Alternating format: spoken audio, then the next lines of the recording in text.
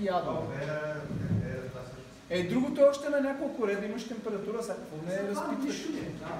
Значи имаш 17 ред, първия член, 21 ред, така, 23 ред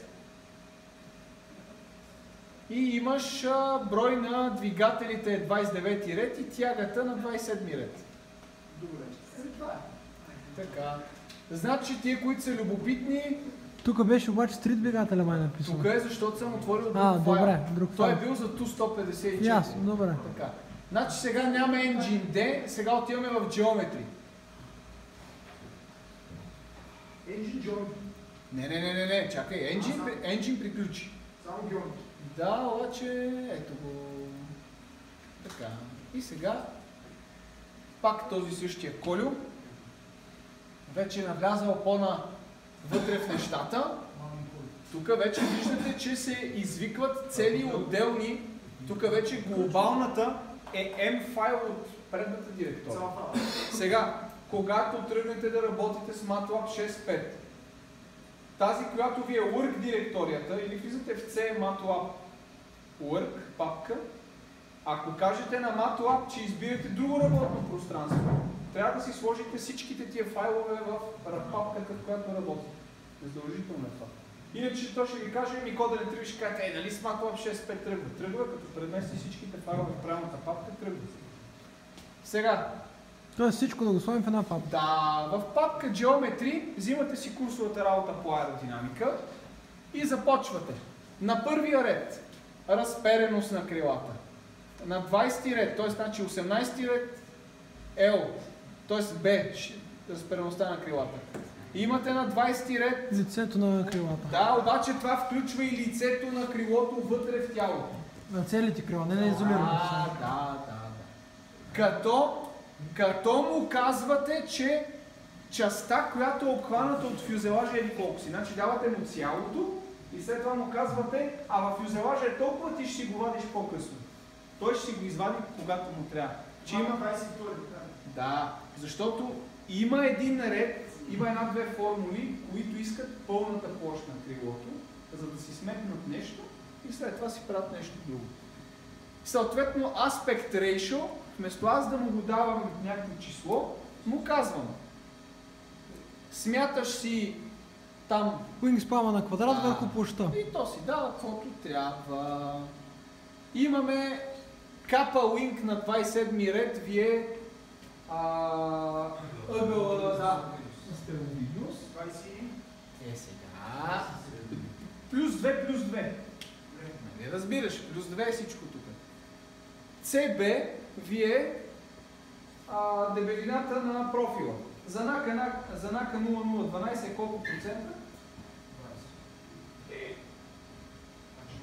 12%. Сега, при тримерните крила, 380 ли беше? Тримерно крило. Имаш аеродинамично, геометрично и пространствено въобще усукване на крилото. Взимаш да го направиш с 0,012, защото в края ще е 9% или 8%, но в началото, понеже е тримерно и някой прави 5-16% и средното горе-долу, той има една средна аеродинамична хорда. Нали крилото ви има стеснение? Средната хорда ще се окаже на 30 или на 40% аутборд от тялото. И горе-долу наистина пък точно там е 0,012 и като ще взимате направо средна аеродинамична хорда, ако искате да усреднявате за цялото крило, взимате дебелината на крилото в тази точка. Ако знаете, че е 0,011, пишете тук 0.11 и сте готови.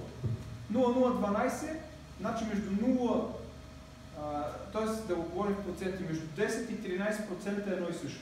Даже и при въртолетите, дето всъщност има по-голямо значение. В тази авиация тук няма никакъв проблем дали е 12. Има значение М критично. Ако е малко по-дебело, М критично ще дойде малко по-рано. Вие няма да стигнете до там. Примерно моят самолет е 0,77 мах. М критично? М критично не. 0,77 крейсерска, а М критично е 0,83. Той няма тягата да го направи това нещо. Така. И специално модела 600 има такова дънно съпротивление, че е направо така. Taper ratio имате тук. Знаете какво е, как се смята. Нали? Да, за крайната към... Това към това. Тип към root, да. Да. Така.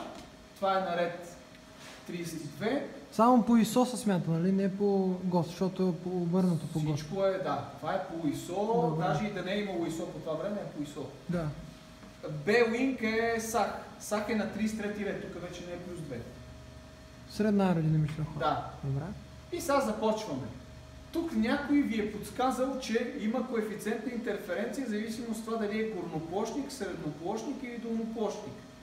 Само единствено, ако самолетите ви имат хубаво изразен центроплан, т.е. крилото хубаво започва отдолу, ще вземете да използвате 0,5. Ако имате първите поколения Boeing 737 и A320, дето така крилото е малко по-V-образно, за да двигателите като кацат Да ни опрат. да не вземем да ги жулнем лекичко, да им свалим от боята. При някои от тия самолети с не много изразен центроплан може преспокойно да ползвате 0,7. А господата с изтребителите просто ползват 0,7 тук. 0,7. И 8 ред. Всеки, който има бомбардировач, горноплощник, тежък транспортен самолет, повтаряме бомбардировач, тежък транспортен самолет, русланче, бомбардировач, там мечки, мрия, отиват на 0,9. Защо? Високото налягане под крилото прави едни вихри, които после почва да правят едни вълни по тялото и се умешват с вълновото съпротивление и всъщност дигат съпротивлението на тялото по дължината на самолета. Дали за това правят сценение на тялото там? Крилата? Правят някакви работи. След това започваме със същото нещо за хоризонталното оперение и същото нещо за вертикалното, като тук няма абсолютно нищо странно, освен това, че да вземете хоризонталните и вертикалните плоскости да ги направите с 9% дебелина, защото нали, не сме виждали толкова дебели хоризонтални плоскости, по-менички са. Да, това си е за вас да знаете. Сега на колкото е по-тежък самолета, толкова сах е около сах на хоризонталните плоскости около 50-60 до към 65% от това на крилото. По-малък самолет, който е и не е чак толкова дълъг, вече, да, и той самия самолет, като не е дълъг и ни създава голяма подебна сила, защото не е тежък, имаме нужда от по-малка хоризонтална плоскост и съответно там може сах на хоризонталната плоскост да е 40%. Това нали за вас да знаете. На голям самолет и хоризонталната плоскост става голяма. На малък самолет и процентно пада от това на крилото. Но това се смята нали, от курсовата по аеродинамика, а не да кажете, той каза 60%, пише 60% и ще стане работата. Като тук също искам да ви обърна внимание, че има ъгъл, който не е еднакъв навсякъде, т.е. крилата може да са с 31 градуса, хоризонталните плоскости с 30 или с 28-29, а пък вертикалният стабилизатор да е 45, нали? Не прасете капа навсякъде едно и също. Навсякъде да имате една и съща капа, защото става сложно. И най-накрая трябва да опишем и тялото. Описвате един цилиндър. Сега на него му беше по-готино там да си закръгля при двигателите нагоре и сега изведнъж тялото не е така съвсем цилиндър, малко и яйце разтеглено и сега ще видим той как ще го направи. Общо взето това, което му препоръчвам и на него, имате D на фюзелажа, това е така нареченото мидълно сечение. Така. Имате дължината, която изрязвате тази част назад, дето се свива тялото, дето завършва така като конус. Така е тази част. Както се върви самолета, е това нещо тук, където са така оперение работи, е това тук да го задраствате и режете тук, където е цилиндър. И тук е носленцето, както завършва, режете му носа. И ето тази част тук я взимате за дължина на тялото. Това не създава чак толкова. Защо е важно тялото да се вземе само това? Само тук има дънно съпротивление. Няма, а тук общо взето вече всъщност се получава едно ускорение и разреждане, за да отзад, като има разреждане, да може да дърпа малко повече въздушна маса, което всъщност намалява малко